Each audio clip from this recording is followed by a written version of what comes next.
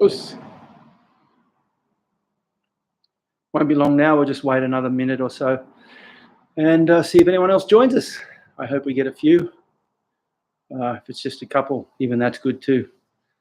Hope everyone's going well. All one of you. Who's that? Is that Chrissy? Chris often comes early. Let me know who you are and that you're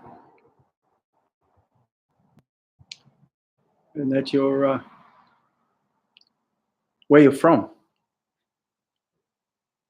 I'm just waiting patiently for some people to turn. Hello, a few more turning up. Won't be long now. We'll get going shortly.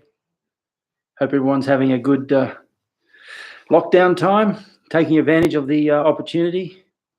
Out of this sort of adversity comes plenty of opportunity too. And, you know, we've all got a little bit more time. So it's great that you guys are coming along and actually joining in and taking the best use of that time as possible.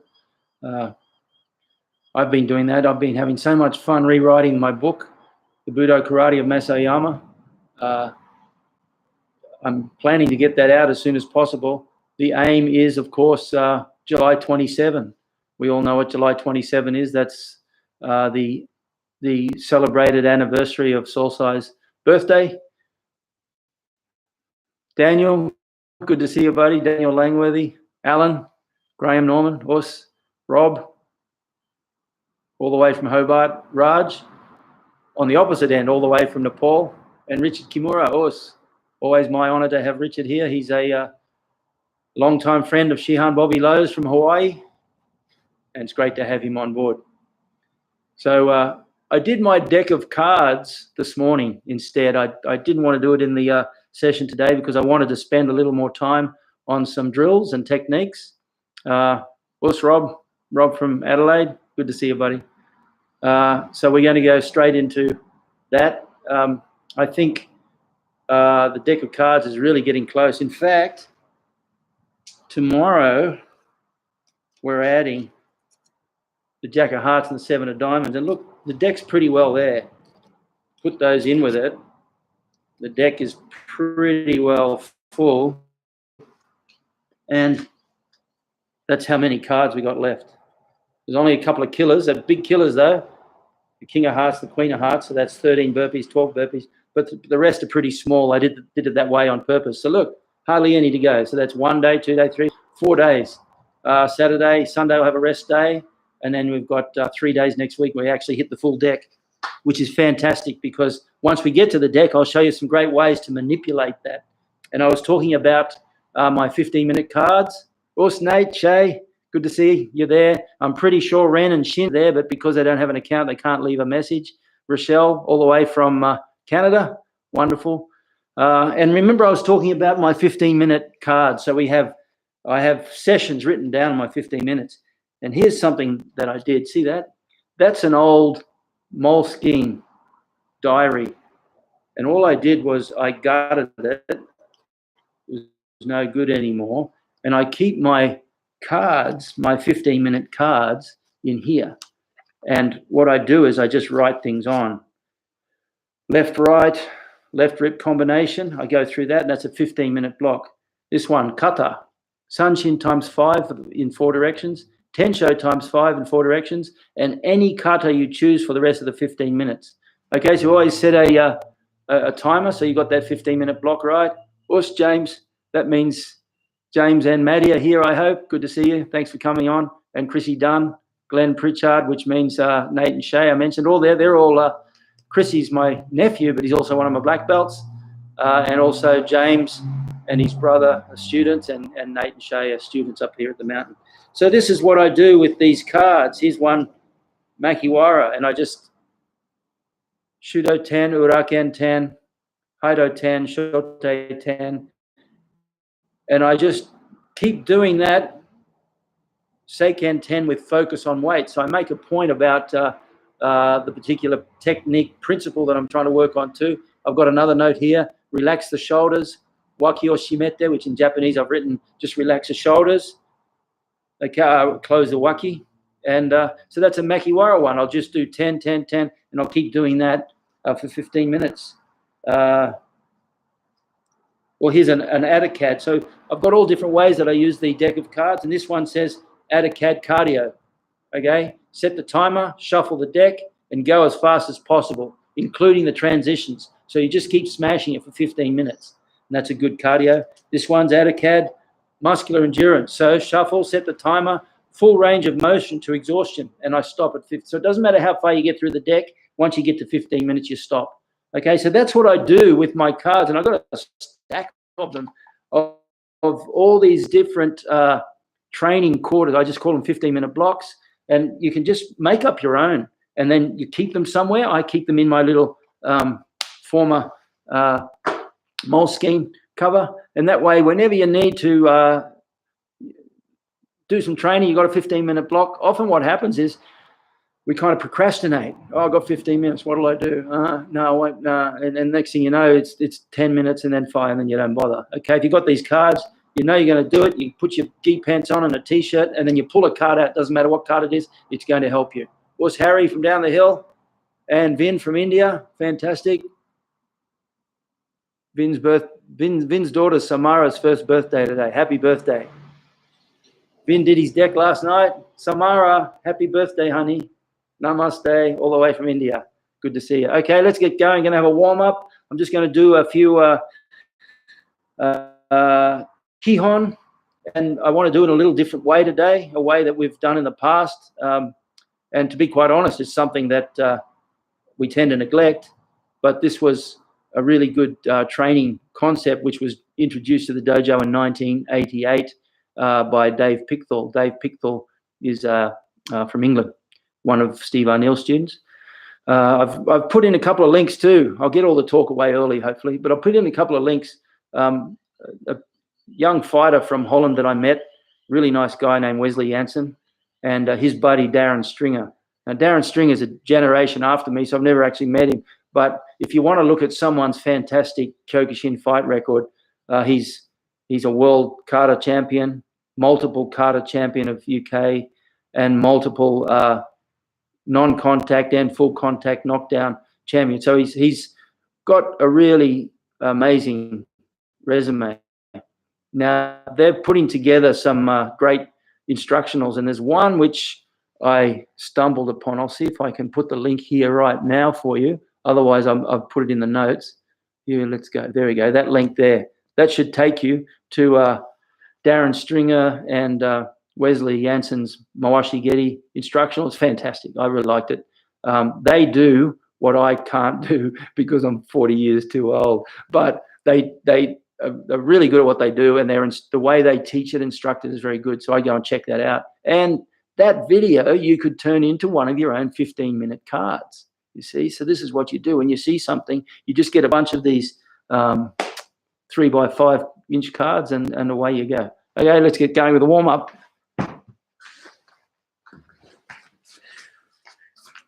Well, today I'm using this too. I'm using this kick pad for some one-man drills.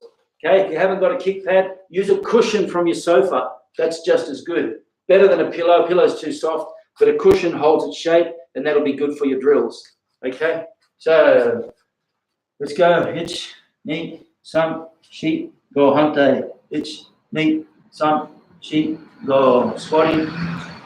Hitch, knee, some, sheep, knee, some, sheep, some, knee, some, she hips, hitch, knee, some, she hante, hitch, knee, some, she.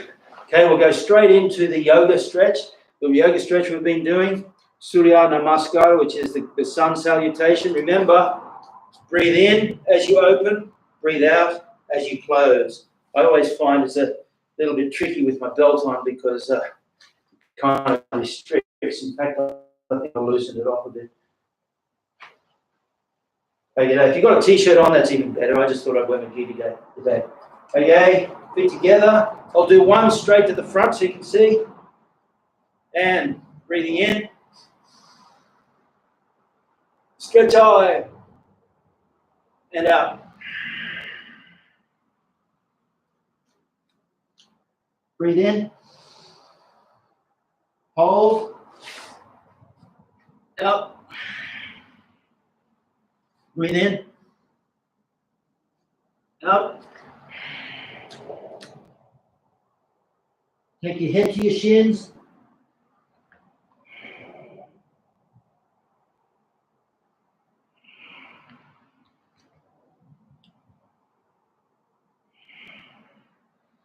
Breathe in. Feet up. Breathe out. In. Out. I'll turn sideways this time so you can sit to the side. Breathe in. Out. In. Hold. Out. In. Out. Lengthen from your hands to your hips.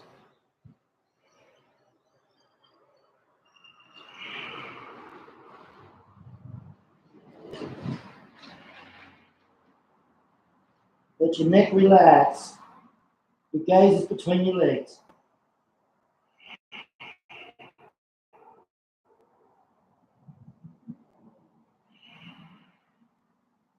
Breathe in. Up. Out. In. Out. Right between my legs where I gaze, there's a big poisonous spider right there. So this is the thing in Australia. Self-defense is one thing, but the snakes and the spiders and the crocodiles are what you really got to worry about. Okay, let's keep going. And in Rob's case, the Tassie Devils. Coming up. Out. In. Hold.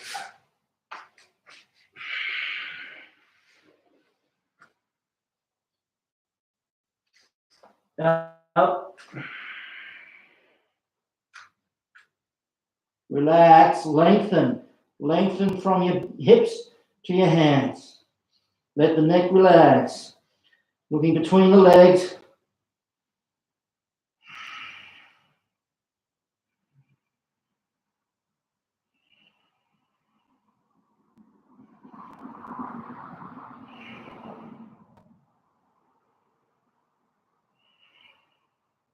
Breathe in.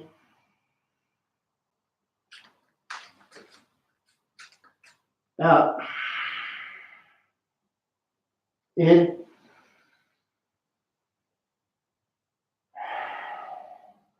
And relax.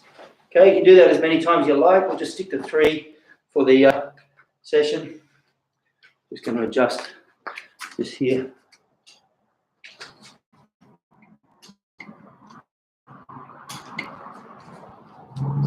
Okay, let's keep going. Warm up. From the squat, as you stand up, let gravity do the stretch. Double shoulder width, twisting, itch, knee, sun, chi, go, rope, hitch, touch, ku, and ju. Pull down to the right.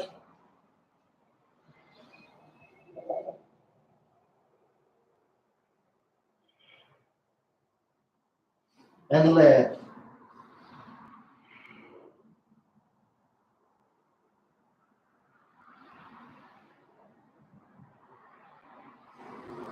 Then the right leg. As we stretch, I'll talk a little bit. What's the number one objective of training? Nate, Shay, Maddie, James, Shin, Ran, anyone who trains me can tell you the number one objective of training is to go home injury-free. You don't want to train in a way that injures you because it just simply affects everything you do for the next day or week or month or year even. I tore my Achilles tendon, completely ruptured it in 2001 in the over 40s World Championships. And I'm fairly sure the injury was a result of the training I'd been doing, building up to it. I'd been doing a lot of road work and so on. And that affected my training for the next 12 months. Okay, so remember, injuries really impact on your ability to train. So everything you do, wind it back 5%. And if you feel any niggling pains or anything, don't push through it. Just be careful, okay? In injuries, discretion is the better part of valor. Okay, we're going to push our hips forward here. If you don't have knee problems or if you're young, well, then you can keep your knee off the ground like that. I think my knee's off the ground. Push forward like that. Open up again. You're working these hip flexors right here. So push forward. And as you get older, you need to preserve your joints and especially your back, because that gives you the mobility to carry on with a very youthful, vigorous body as you get older. Nice and relaxed. Remember, come on the inside of your arms and let gravity open everything for you. Just use gravity. Switch sides. Nice and long and deep. Arm on the inside of the knee. Let gravity take your body down. Nice and relaxed. Rotate. Hip flexor. So push your hips forward. Push off here so your back goes up. And then the back arm you can bring up and push the elbow back so you open up the hip flexor even more.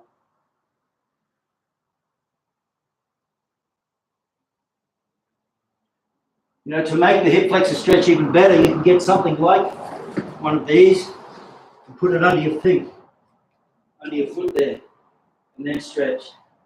And then build up, and you might even get to the point where you're actually resting your leg in front of your sofa, in front of the sofa whilst you watch TV. So that it's like that, and it gives a really strong stretch through the hip flexor area.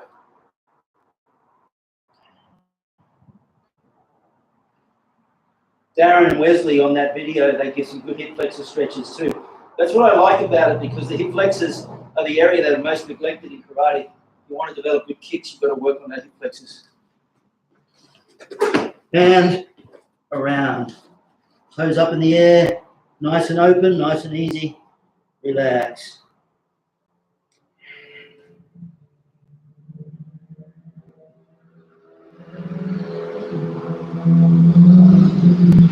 Legs straight. Once again, pull to one side.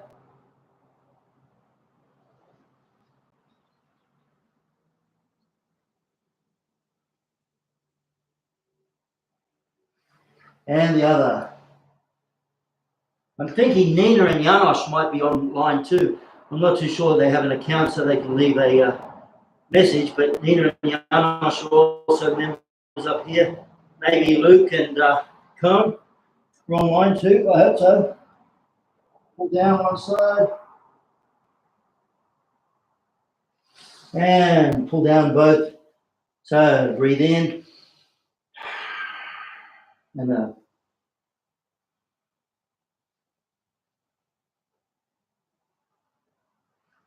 And coming up into Shiko Dutch. Nice, Shiko Dutch. Nice and deep. Thumbs forward. Push your shoulder in and use that to stretch your spine.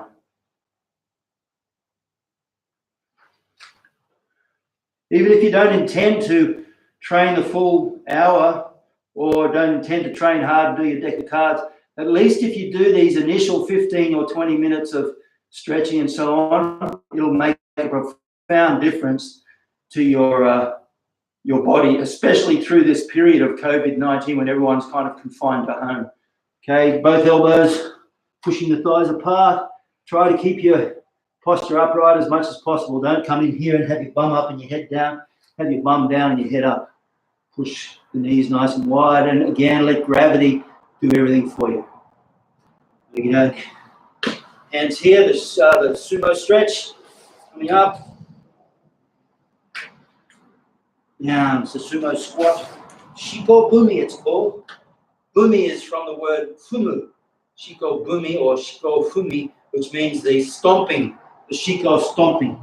So you come here and you lift your leg and stomp down. When you're a 200 kilogram sumo wrestler, that really is a good stomp.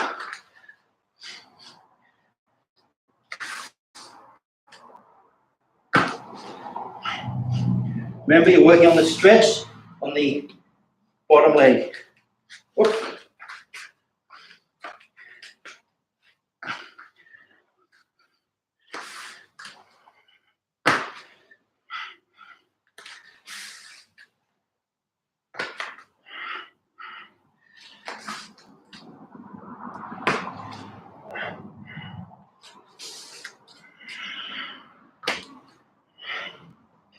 Good. Leg straight again. And coming up, arms forward. 1, 2, 3, hanta, ich, so once again, mawashiyuke, right hand up, and ich, to the left. Push it over the head, not in front of the face. Knee.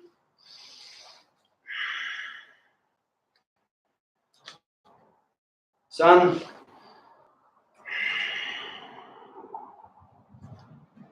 See, behind again, the other side.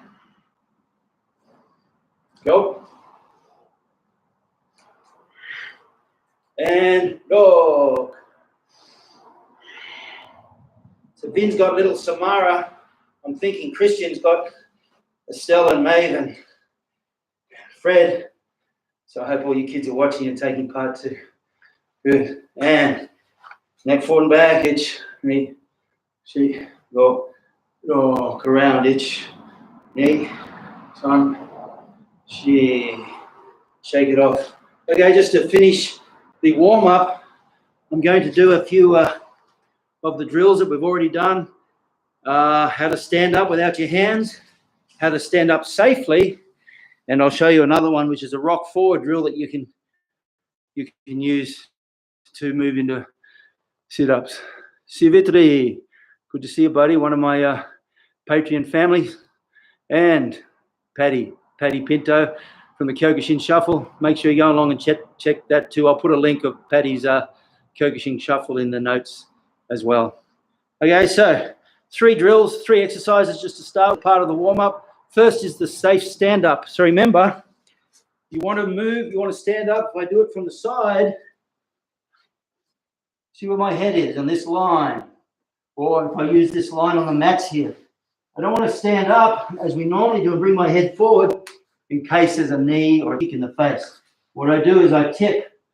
If my left leg's in front, I tip my left knee up and connect my elbow and knee. That's very important. If there's just a little bit of separation, something can get in there and hit you. Okay? By having the knee and elbow nicely connected, then your shoulder protects your neck, your arm protects everything, and you're covered all the way down. Okay? Let's go. Tip off to the side, elevate my bum, and step back. So you get up without your head moving forward. Once again, cross-legged. Tip, hands up. That can be very passive. I don't want trouble. Okay, it can just be hanging here. I'm going to have my left foot on the ground, my right hand, rest of my body lifts up, so there's nothing else on the ground. Don't know if you can see that. And then I'm going to push back and move away. One more, and then I'll show you a little extension that you might be able to think about. It's hard to demonstrate without a partner. 1, tip, 2, up, and then back. Okay, as part of the exercise now, what you can do is you can go back in, and if you know the kata Garyu, where the hands come in like this, you end up in this position, you're bringing the hands in. Well, that's the application there. You've got a really good control of the knee and a good control of the ankle, and you tip and you take someone down. Now, you have to be pretty quick to make that work because your head is vulnerable here. They can hit you. But if you replace your hand with your head now, well, it's very hard to hit you because your head's kind of hidden behind their knee, and then you can push them down. Well, all the kids from the dojo will know this is one of the first things we learn. We tip, We step back, and then we come back in low for the low single. We wrap our hands around their heel, and we push forward and take them down to the ground. So you can practice that without a partner. Tip up, back, and then I shoot straight back in again. Use that hip thrust with my knee, grab the ankle, and put my head and shoulder right on the knee and drive. Okay, when the lockdown's finished, I'll show you a fantastic combination flow. This is one of the best flows you can work. It's great for your physicality, but it's also a fantastic technique. Okay, now the next one we're going to do is a stand up without using our hands. This actually is a great training drill, but also it's actually really good when somebody is trying to push you back, if you can use this technique to push against them. If I'm here and they start to push, it's very easy for them to hold you down, almost with one finger. So I use the pendulum of my leg and I tuck it back in. Pendulum, tuck in, see, like that? And then what I do is come forward. So let's practice that. Back, forward. Switch legs, back, forward. Switch legs, watch my hip. It's back here now. Then I switch it forward. So I take it forward behind my front heel. Switch, forward. And you can imagine that if someone's trying to push you down, you can also use that and come straight into the Garyu movement once again. I'm here, they're giving you a hard time. I'm sitting back here. They throw something at you, it might be a kick or a punch. I swing out of range, swing back in with my arm up, and that arm becomes the push on the knee, and I take them down. So I'm here like this, back, pendulum, and forward. And then from there, it's easy to come straight up again. Okay? The third stand-up drill, hip movement drill that I want to work on is simply going from this position, is very simple, into a jump out push-up. So I start here and my legs fold underneath and I kick out. Push out and back again. Okay, you can switch feet if you wish. From there, under, whoop. There, hands out and take my feet back. Cross feet again. One, come forward on the feet.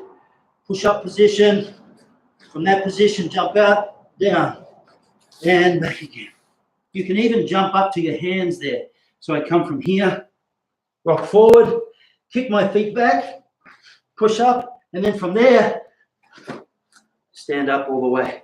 That's a really good physical drill that you can use. Okay, let's do a few basics now. I'm going to add on one little concept that Dave Pickthall taught us back in 1988.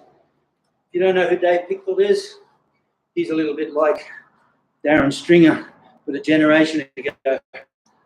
Very successful fighter and a great leader. Okay, so from here, yoip, migi sanchin, dachi yoip. From a tip, knees, elbows. From the side, wrist is shoulder height. Posture is good. Toes are turned in. Weight evenly distributed. Both hands out, right hand back. Bitch, beep, shake, go, rock. Kia tip, bitch, beep, beep, go, look, hit, hut, look, bitch, beep, beep, go, look, hit, hut, go. Okay, now we're going to do it the way Dave Pickthall taught us. And that's we're going to do the same hand with one count, we do two. So on one count, itch. Now we do three, itch. And now we four, itch. Good. And last one, five, itch.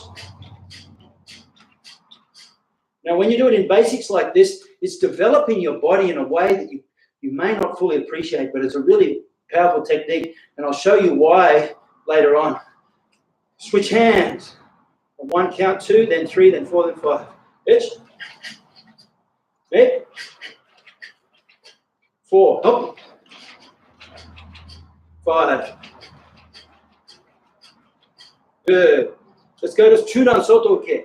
This is where you start to see the practicality, because when you do multiple repetitions, it allows you to feel the arc of tension, to feel the spine, the effect of the spinal rotation through the hips and core, and it allows you to get a good feel of that technique. So start off with one itch, hip, some, shape, go, go, kia tip, touch, hip, some, shape, go, look, touch, touch, go, touch, hip, come, hip, go, look, touch, touch, go. Good. Now we do, on the first count, we do 2, second count 3, third count 4, fourth count 5. And what I want you to do is just don't think that you're doing the block. What I want you to do is use those multiple repetitions to try and feel that relaxed Tensho style circular torque around the spine. Okay? So, itch. Good. Then 4. Some.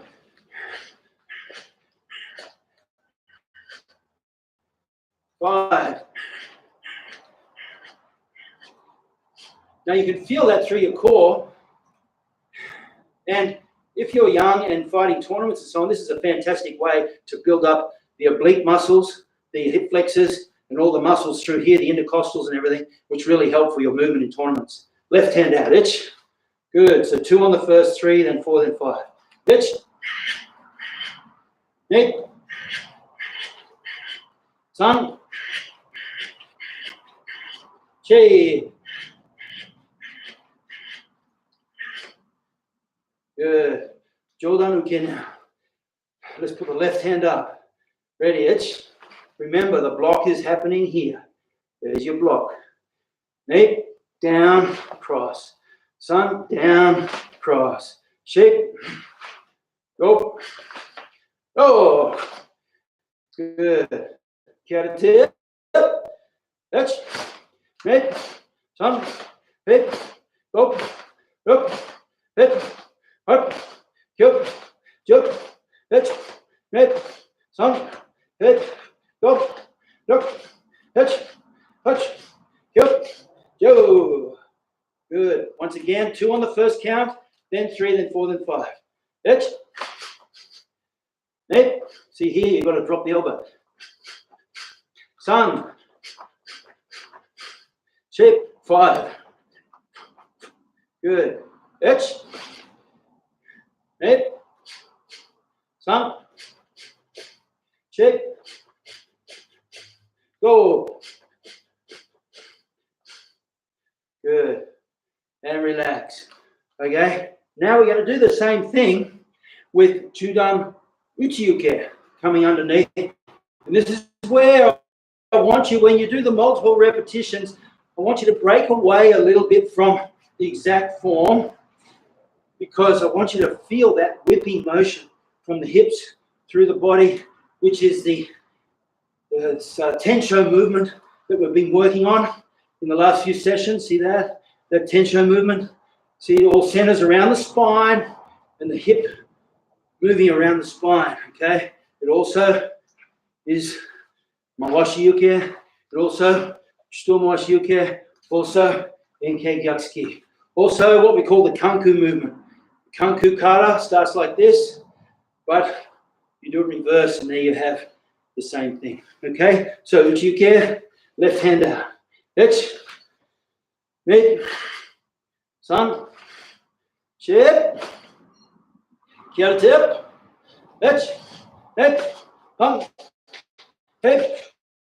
Go. Look. Itch. Hut. Yup. Yup. Itch. Hip. Hung.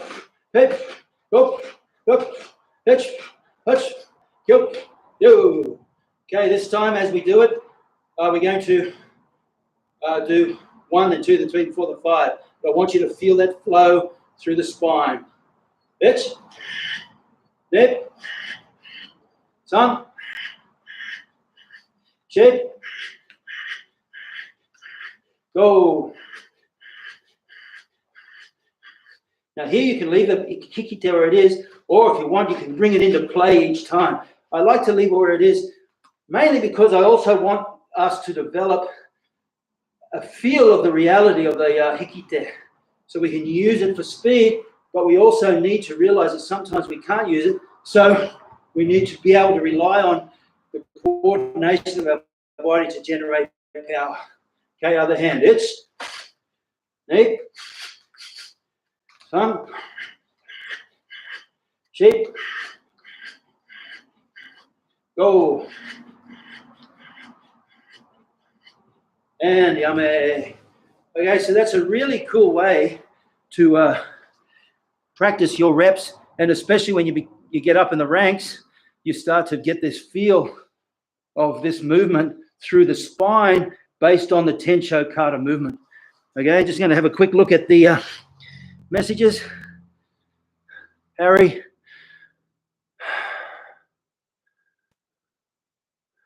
The piston kick, I don't even know what that is, Harry. You're not going to get kicked there if you've done it properly, because the hand stays up.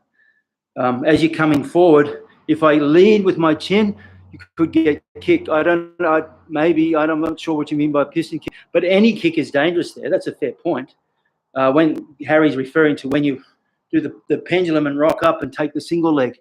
From my experience, it's only dangerous with a kick if you leave the front hand down. You've got to make sure that front hand, I'll show you what I mean. So as I rock, as I come from here in this position, this hand stays up and I rock back, but then I pendulum forward again, that hand stays there, and it basically bisects any opportunity for a kick to come from the hip to your face because you bisect that line. And then I keep coming forward, take the ankle, get your head in. There's no kick available there once you bridge the gap. Which brings me, actually, I'm glad you mentioned that, Harry. It won't sound relevant to you, but it sounds, well, to some people, but it'll sound relevant to me. The 5 ranges, which we keep coming back to. We have the kick range, punch range, headbutt, elbow range, stand-up, grapple, and groundwork. And each of those trumps the range before it. So the punch range trumps the kick range. If you're fighting a really good kicker, get inside punching. If you're fighting a really good puncher, get inside headbutt. If you're fighting someone who's good at elbows, shut those arms down, get right in for the grapple. And if they're controlling you with the grapple, then take them to the ground. And then the circle's complete. What you can do is from the ground now, you can start to get back up to kick range. Okay, now, because Kyokushin focuses on the range 5 and 4, in other words, the kick and punch range, pretty well all the rules in Kyokushin tournaments say that range 1, 2, and 3 are illegal. You can't do those in a Kyokushin tournament, generally speaking. A couple of exceptions. But this is a magic piece of paper which my Patreon family get. What I did was look at the 5 ranges, and I think this is really, really important and very pertinent. I looked at the 5 ranges as you go down onto my back. You mean when you rock back? Yeah, you're always vulnerable there, but that's why you keep your legs. Good point. But it's very hard for them to penetrate if you're on the back, if you keep your legs between. So I'm just answering Harry's question there. He said he's talking about when you go down on your back. So I'm guessing, it's hard when we're not here, but I'm guessing he means when I go back here. Okay? Well, any type of kick is vulnerable. You're vulnerable to any type of kick if they're here or here or here. But you're not vulnerable so much if they're there. So that's why one of the drills we do at the dojo with the kids and the adults for that matter is we'll be on our back, we'll turtle up a little bit so that the friction on our back is less and less. And then as my partner moves around, I'll move with them. And I'll constantly work to keep my legs between them and me. You see that? So if they're there, this is a micro adjustment. We keep them like in crosshairs, like there's a gun and we're keeping them in crosshairs. If there's even a slight movement, we don't let them move out of the crosshairs. We instantly react and move. We constantly keep the the legs between. Some say you're vulnerable to the groin shot, but the legs actually cover it very well from experience. Okay, so I'm constantly moving. And as my partner moves, I move with them. And then you can hook the heel. I've done this so many times, it really works a dream. As they try to get closer and closer, because they get frustrated, they can't kick you. They get frustrated, they come close, hook the heel, push the knee, they'll fall straight on their back, and you can come straight back up again as we were doing there. So Harry's questions are pretty good, but they open up a whole Pandora's box of technique. One of my wrestling coaches, a guy named Rico Chiaparelli, one of the greatest ever. But anyway, he was 4 times. I interviewed him for a magazine. I'll dig that interview up and post it for you because it's fantastic. But he said one of the reasons why guys who win gold medals in the Olympics at wrestling have been training for 20, 30, 40 years since they were 5 and 6 years old, because it takes that long to accumulate the techniques, because we have 30 basics, 22 plus kata, 16 stances. Pretty well, if you multiply and all that and combine it with the moving basics, you're looking about 300 or 400 basic techniques. If you know 500 or 600 techniques in Kyokushin, you've got everything you need for a Shodan or a Nidan. But he was saying the average wrestler has to learn 25 to 30,000 techniques before they'll be internationally competitive. And that's all learned on feel. So when I wrestle, I'll start off with the stand-up and I'll wrestle with the guys, and I'll literally take my glasses. I'll literally close my eyes and I'll wrestle with my eyes closed. So you develop a feel for what you're doing. And when you get on the ground, you don't need your eyes. So that's why wrestlers can develop that range of techniques. So anyway, what I was saying was I once looked at Sosai's books, This is Karate, What is Karate, and Advanced Karate. And I looked at the 5 ranges, and it was really quite profound, because the nature of Kyokushin training has really changed since tournaments were introduced. Once tournaments came in, there more and more people. Dipankar Bhattacharya. Good to see you all the way from India. Thank you for coming.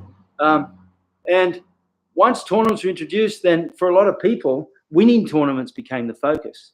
The original reason tournaments were introduced was because tournaments are a fantastic way to test your skills against a non-compliant opponent whose objective is to hurt you. Remember those questions that we spoke about on Wednesday? The first question is, what did I do to gift you that technique? When someone scores on you, you go, what did I do to gift you that technique? If not right in the middle of the fight, catch them later. Boss, can I ask you, you got me with a really clean kick. What did I do to gift you that technique? The other one is, will this technique work against a non-compliant opponent whose objective is to hurt you? Okay? And if you can ask that question all the time, it will change the way you approach training. Now, what I did was I went through Sosai's books and I counted every technique there was. And pretty well about, I should have done the percentages, but about 10% of the techniques were in kicking range. About 15 to 16% of the techniques were in punch range. About 5 or 6% of the techniques were in headbutt elbow range, and about 7% were on the ground. So Sosai addresses groundwork in his book, This is Karate, chapter 15. If you've got a book, check it out. But fully about probably 60%, I'd say, of techniques that Sosai ever taught in his books were the stand-up grapple range. In other words, you have to be able to engage, control your partner. So when we do self-defense, where we do wrist grabs and so on, people go, well, that's just dumb. You know, no one's going to walk up and grab your wrist. Well, no, they're not. But if you get into a fight, often what happens is the scramble is about who can control the other person's wrists. Because if you get inside and they start to free up their hands and they're going to punch your lights out. But if you can control their arm, underhook here, protect yourself, control, they start to bring it out. You can grab that wrist and drag the arm across and pull. And the game of controlling the wrists is unbelievably effective and helpful with your self-defense. So often what we'll do in the dojo, and anyone who trained with me will confirm, that we'll do rounds of kumite where we do nothing but trying to grab the other person's wrist. So we're just there. They grab your wrist, you break that grip off. They grab yours, you break it off. You grab theirs, they break it. And you're constantly trying to get control of the grips. And you've got a grip like this. If you could imagine, I'll use a piece of wood. So that's their arm coming up. You've got a grip like that. When their arm goes down, you've got a grip like that, 2 hands. And then sometimes you have a grip like this, controlling the elbow and the wrist here, or the elbow and the wrist there. And pretty well all the controls that you're looking for on the wrists and arms center around that. Control there with 2 hands, control the wrist and elbow, or control the wrist and elbow to either side. Then you've got certain other things which control the neck and shoulders. My point is this: in all of Sosai's books, now if I counted it again, I'll probably get a different number. There's no doubt about that. But in all of Sosai's books, I basically counted 117 different techniques that he taught. And of those 117, 67 of them were in the stand-up grapple range. Okay, you think about that. And these books were written before tournaments. And a good friend of mine and a very senior member of Kyokushin, Doug Holloway, Shihan Doug Holloway in New Zealand. He was the first non-Japanese to train at Hombu, and he had some video, some 8mm film that he was able to take of Hombu sparring. And in that video, just like the who's who of Kyokushin, there's the Oyama brothers and what's his name, Ashihara, who started Ashihara, and then there's Kato Shigeo, who introduced Kyokushin to Australia, and he's on this video. And what it is they don't stand and fight like a tournament. They're not fighting like this. Bang, bang, bang. What they're doing is their hands are wrapped in towels. One hand's down here protecting the groin because groin shots were coming all the time. And they're like this. They're protecting their knees with a half sanchin, and this hand's up. And what will happen is, bang, they'll use that front hand for punching in the face, boom, and then they'll hook the arm, and then they're taking them down to the ground. So pre-tournament Kyokushin fighting was very different to post-tournament Kyokushin fighting. It's very interesting in that respect. So Dipankar says, should I pull my opponent or keep him away? It depends whether you want to go back to punch range or into takedown range. My feeling is always, if you can close the gap and steal the space, you're better off. But there's no point in doing that if you don't know what to do with the takedown and control on the ground. So this is why we need to spend a little bit of time working on ground controls as well. But that's a very interesting stat, don't you think? 117 techniques taught by Sosai in his 3 books, and of them, 67 were in the stand-up grapple range. 9 are on the ground, 8 are in the headbutt elbow range, 20 in the punches, so 20 out of 117. So that's not even 20%. That's more like 15 or so percent. And only 13 kicks out of 117 techniques. So I think that's an interesting statistic, and it should influence the way we train. Okay, I'm going to show you some drills now to use where you can use a cushion. All right, these are great drills. I'm going to review the one we did, which was the knee ride drill, and then I'm going to show you a couple of really good drills which you can use later on when you start to do groundwork with your dojo. Some are already doing it, I know that. Okay, so we have the pad. This is my solo partner. It's a pretend partner. The head's there, the legs are here. The first drill I want you to work on is I'm facing my partner and I have my elbows on my knees and I'm imagining that I'm controlling his legs. Okay? Then I'm going to step to the side and take my leg back. So when you look at it from the front, up from the side, step back. From the front, step back. Okay? So that's all I'm going to start with. 1, 2, and back. 1, 2, and back. Notice my hands, I'm controlling his imaginary knees. 1, 2, and back. 1, 2, back. 1, 2, back. 1, 2, back. Okay, now I add the next move. So I've stepped aside, come back, the leg that goes back now comes forward into the knee ride. 1, 2, forward. See that? And back. 1, 2, forward, knee ride. Okay? And back. My old knees are getting creaky. 1, 2, knee ride. Remember, knee ride this angle of the hip has to be as large as possible. You get it at 180 degrees, you put a lot of pressure on him. If my angle is at 90 degrees, as my pressure comes off him. Okay? This foot is facing on the ground, facing away. And I want that knee on the ground because then all the weight goes to here, not on him. I'm here, I push forward. Okay, and back. So I've got the legs. 1, 2. Push forward. There. Okay, now we continue on with that knee right drill that we did. We go from there, put my hands out, bring my knee in. See that? Bring my second knee in. Second knee comes into here. And then I kick my feet in the air, and then I switch sides. 1, 2, 3. 1, 2, 3. From the side, watch how I kick my feet up. I have to keep my toes up high so they don't get tangled in his legs. And remember, his objective is to spoil the party, so he'll try and do everything he can to make it hard for you, which means usually he'll be trying to capture your foot with his leg. So 1, I kick my feet up high, see that? And 2, I don't get lazy and drag them across like that. It'll never work. If you develop this habit in the drill now, it'll make a difference later on. 1, up, 2, good posture. 1, up, 2, 1, up, 2, 1, up, 2. Okay, now I'm going to introduce you to a new drill. This is a mount drill. So you may be familiar if you've ever watched cage fighting. The position called the mount is simply where I'm on top of my partner like this, controlling him.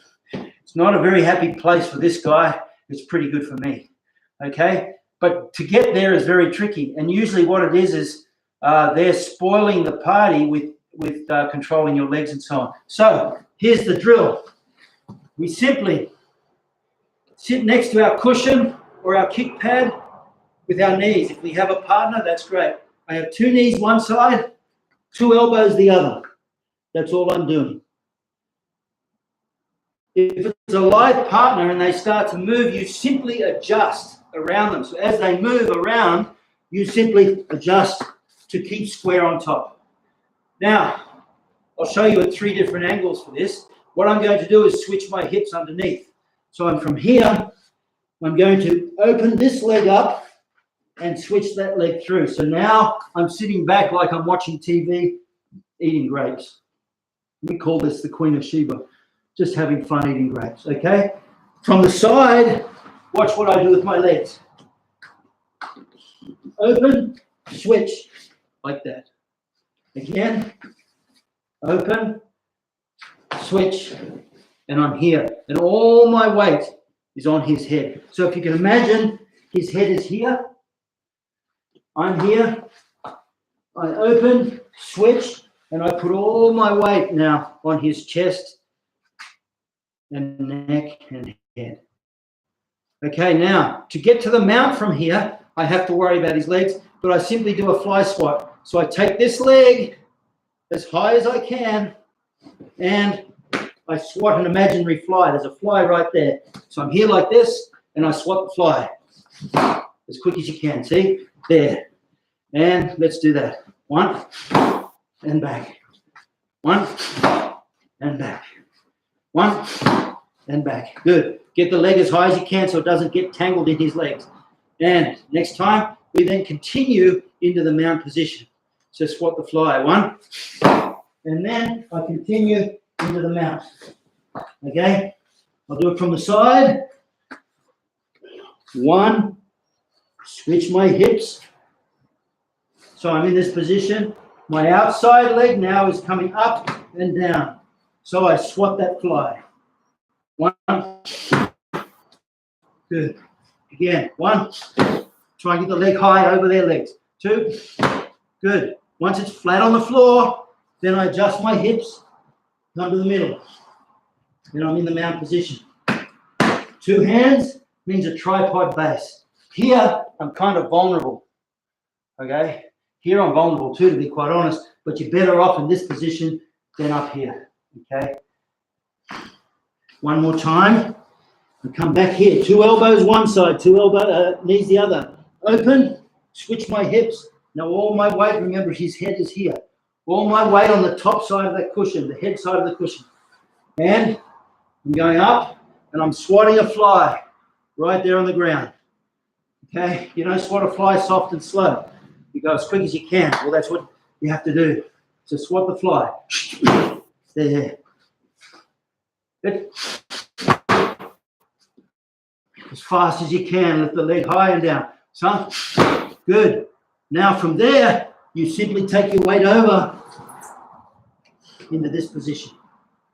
Okay, that's a really excellent drill that you can work with just a cushion, a pillow if you have nothing else, a kick shield if you have one. Okay, now the third drill I'm going to show you is a combination of the knee ride and the mount. So now what I'm going to do is go from this position. So 2 knees, 2 elbows. And what I do is, you watch from this side, I'm going to take, if his head's here, take my knee, kick it into his body, and then push it up on his body. See that?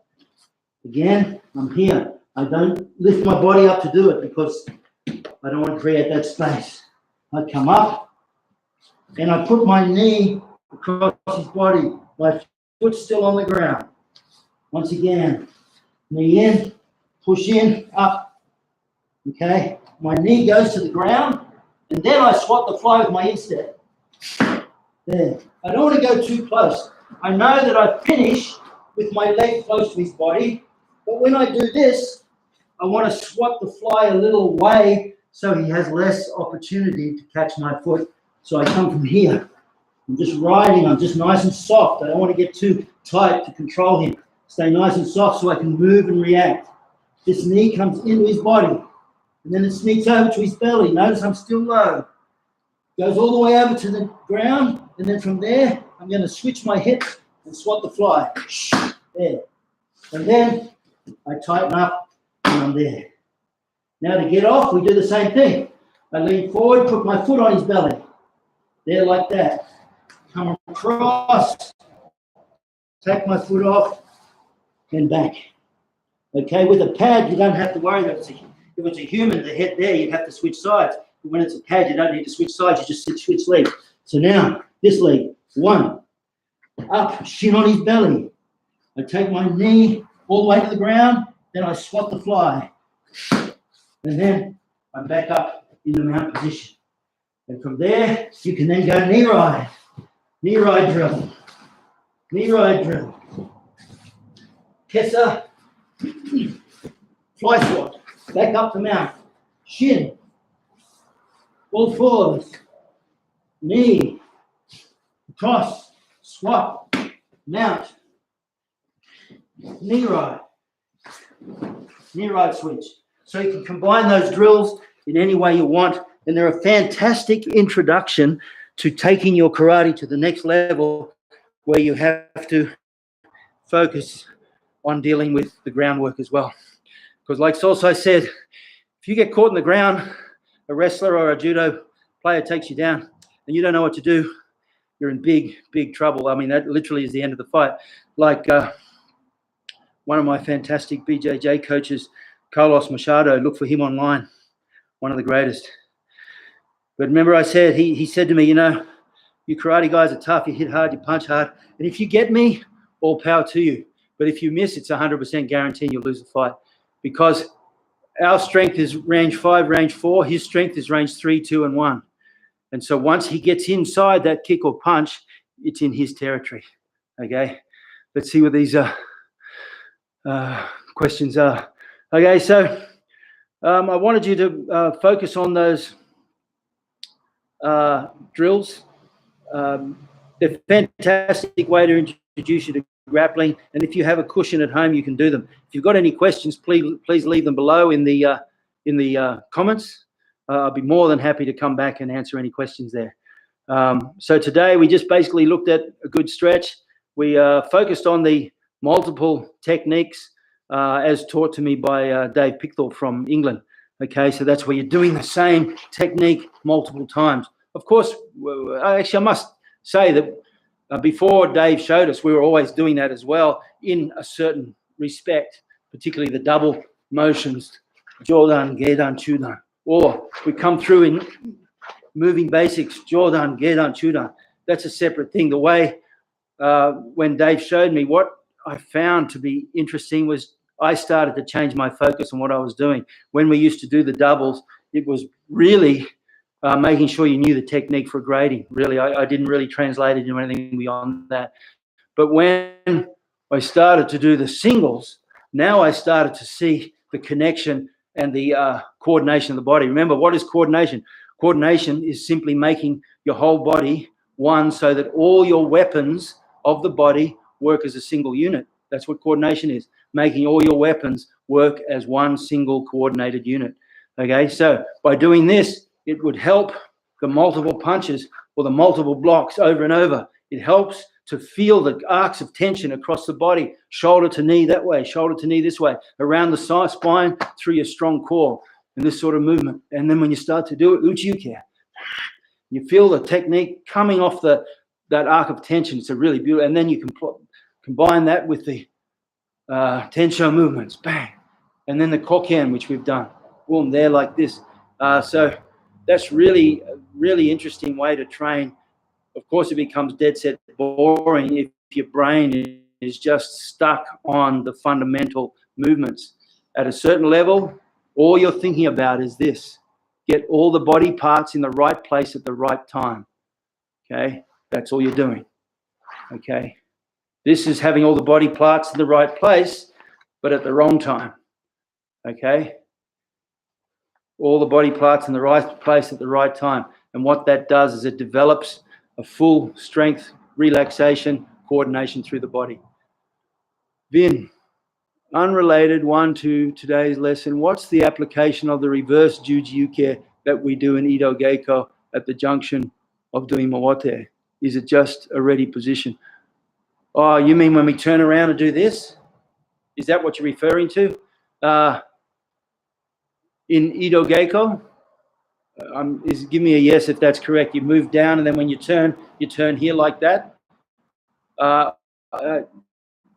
Realistically, it's just a formal control position, so everyone's doing it on the same page, but there is a really excellent application, which I'll show you one day, Vin. I can't show you now because I don't have a partner, but the application that I apply to this, I'll look for it on a video because I've taught it at seminars a lot, but this has a really beautiful application, which is absolutely fantastic for changing ranges and things like that. Okay, so anyway, that's it for today, guys. I hope you enjoyed it. We had a little bit of a sweat, but not too much. Those groundwork drills, yep, so there is a good application for it, Vin, but the main purpose is just to get everyone to turn around and stand strong. Okay, those groundwork drills, we'll work on more of them. All you need is a sofa cushion or a kick pad, and you can work those drills. If you've got any questions, I'll do a video on that, actually. I'll do a video so that you can translate that into your own training. But please share. Don't forget to share the video link with as many people as possible. And if you're not a member of Patreon, please have a look at Patreon and send some love. I've got quite a few Patreon members right here, and I appreciate that very much. And it makes such a big difference to me too, because I'm really, I'm racing Tiger. Good to see you, buddy. I'm racing against time. You know, I don't want to die with the music in me, as they say, and I've just got so much stuff. And as I'm starting to do these videos, I'm realizing I've forgotten more than I can remember. So I really want to get it down, and what's going to help me do that is get some support through the Patreon. And I'm also going to do a membership website. But anyway, thank you, everyone. Dipankar Sivitri is one of my Patreon members. Harry, good on you, buddy. Rob Jerd, Graham Norman, thank you very much. Tiger, I'm guessing Maddie and James and Shay and Nate and probably Nina and Janosch. Good to see you here. And perhaps Con and